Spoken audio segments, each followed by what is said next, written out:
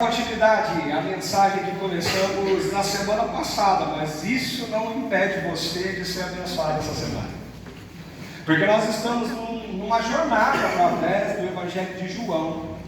Nós estamos caminhando capítulo a capítulo, parte por parte, e aprendendo a riqueza e a grandiosidade que esse capítulo tem para nos ensinar. De forma tão profunda e densa, nós temos sido desafiados toda semana a pensar um pouco mais sobre aquilo que a Bíblia tem nos contado sobre Jesus Cristo. Quem é Ele?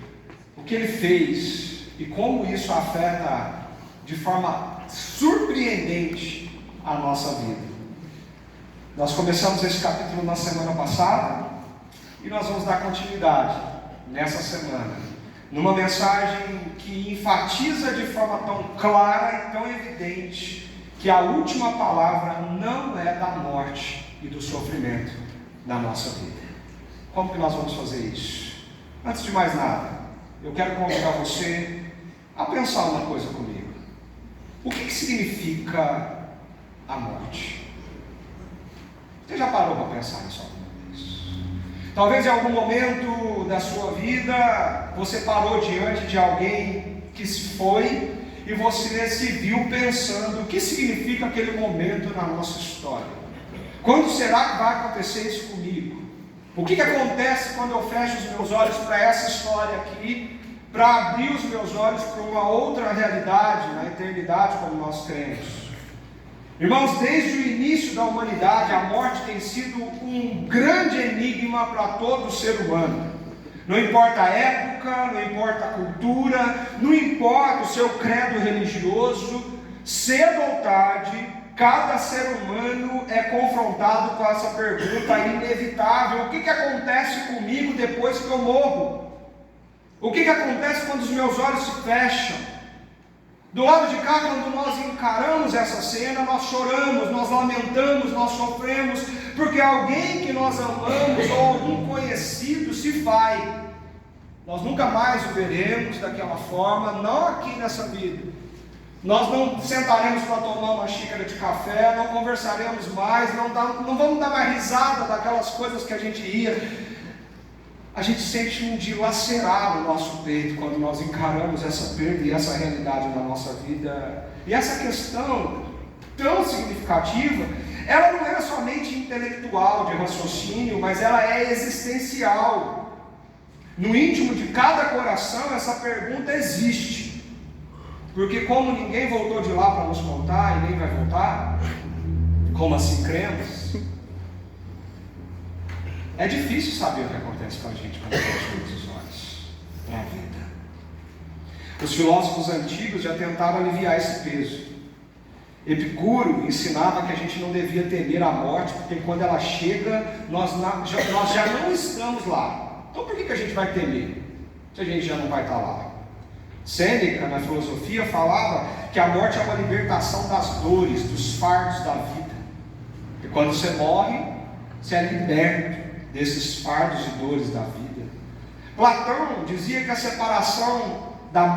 morte é a separação da alma e do corpo, uma passagem para uma outra esfera de existência.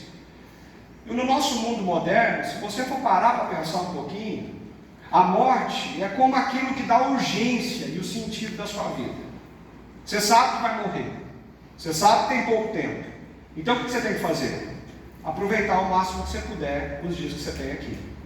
Porque no nosso mundo moderno, nós vivemos de forma autêntica quando nós encaramos a finitude dos nossos dias.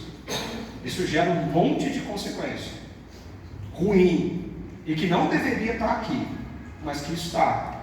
O aproveite o dia, carpe diem. Viva tudo o que você tem que viver. Não se arrependa de não fazer, se arrependa por ter feito. São frases comuns no nosso dia. Por quê? Porque diante do sentimento da finitude da vida, existe esse sentimento de que eu preciso correr para viver tudo que eu tenho que viver. Percebe como isso é uma questão que ela vem com a história da humanidade e ela está sendo construída. O coração humano continua angustiado diante do túmulo, mesmo quando você racionaliza tudo isso. A morte chega como um intruso, como algo antinatural. Você sente um negócio que nem você sabe explicar, porque é difícil lidar com essa realidade. Parece que ela nos arranca do que nós temos de mais precioso, que é a vida, arranca as pessoas que nós amamos, a continuidade da nossa história. Não é sem razão que os filósofos, os poetas, os artistas de todas as épocas falaram dela com mistério, dor, desespero.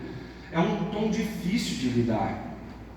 Mas é curioso que mesmo diante dessa pergunta, desse tom um tanto fúnebre que a morte traz para a gente, o Evangelho fala de morte num tom de alegria.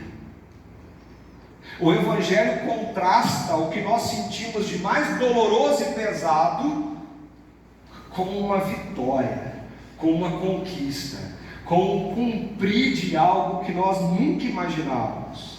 E é assim que a gente está aqui, quando ouve Jesus dizer: eu sou a ressurreição e a vida. Eu sou a ressurreição e a vida. Aquele que crê em mim, ainda que morra, viverá. E todo aquele que vive e crê em mim jamais morrerá eternamente. E nós terminamos semana passada perguntando isso para nós mesmos: você crê nisso? Você crê que mesmo num ambiente de dor, sofrimento e muita tristeza, nós temos uma promessa de vida, e vida eterna, que está para além dos nossos anos e os nossos dias aqui? Deixa eu te situar onde nós estamos, para você que está chegando agora não ficar